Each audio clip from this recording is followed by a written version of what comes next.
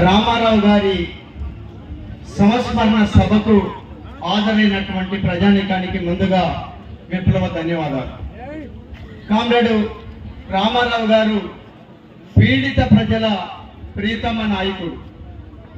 అట్లాగే అణగారిన వర్గాల వెనకబడ్డటువంటి జాతికి ఒక వెలుగునిచ్చేటువంటి ఈ ఎర్ర జెండా, అట్లాంటి ఎర్ర జెండాని అంతమొందించేందుకు ఇక్కడ కొంతమంది రాజకీయంగా సిద్ధాంతపరంగా పోటీ పడలేక తను నిర్మించినటువంటి ఒక ఉద్యమాన్ని అంతమొందించవచ్చు అనేటువంటి చెప్పి దొంగసాటుగా హత్య చేయటం అనేటువంటిది జరిగింది.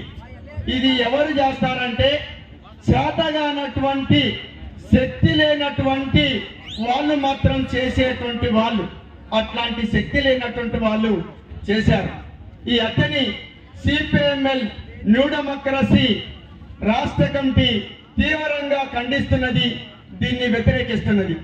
ఇక ప్రభుత్వం అధికారాన్ని పరిపాలన చేస్తున్నటువంటి కాంగ్రెస్ రేవంత్ రెడ్డి గారి ప్రభుత్వం మేము ఒకటే చెప్తున్నాం, హత్య జరిగి 10 రోజులు అవుతుంటే ఈ రోజు వరకు కూడా హత్య చేసినటువంటి వారిని ఎందుకు పట్టుకోలేకపోయారు అనేటువంటి చెప్పి ప్రశ్నిస్తున్నాం. ఇక వాళ్ళని కాపాడదలుచుకున్నది కాంగ్రెస్ ప్రభుత్వం, హత్య చేపించింది కాంగ్రెస్ ప్రభుత్వం, హత్య చేసింది కొద్దిమంది అరాచక శక్తులే కావచ్చు, కానీ ఈ హత్య వెనక ఈ రాజకీయ శక్తులు ఉన్నాయనేటువంటి చెప్పి భావిస్తున్నాం. అందుకోసం వాళ్ళని రక్షించటందుకు పోలీసులు రాజ్యాంగ యంత్రం ఉన్నది, కానీ రాజ్యాంగ యంత్రం ఎందుకు వాళ్ళని ఇంతవరకు అరెస్ట్ చేయలేదంటే వాళ్ళని కాపాడటందుకు రక్షించటందుకు పూనుకున్నటువంటి ఈ దశలో మరి అప్పుడు ఏం చేయాలి?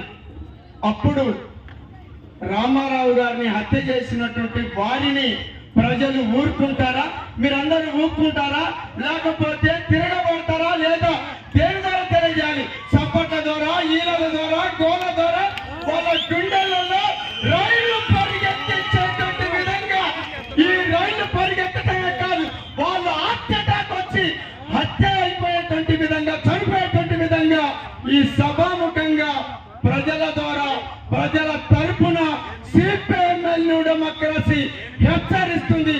ఖబర్దార్ బిడ్డలారా జాగ్రత్త అనేటని చెప్పి హెచ్చరిస్తున్నాం. ఇక మిమ్మల్ని పోలీసులు కాపాడతారో లేకపోతే భట్టి గారు కాపాడతారో, ఈ ప్రభుత్వం కాపాడుతుందో ఇక తెలుసుకుందాం అని చెప్పి హెచ్చరిస్తూ ముగిస్తున్నాను.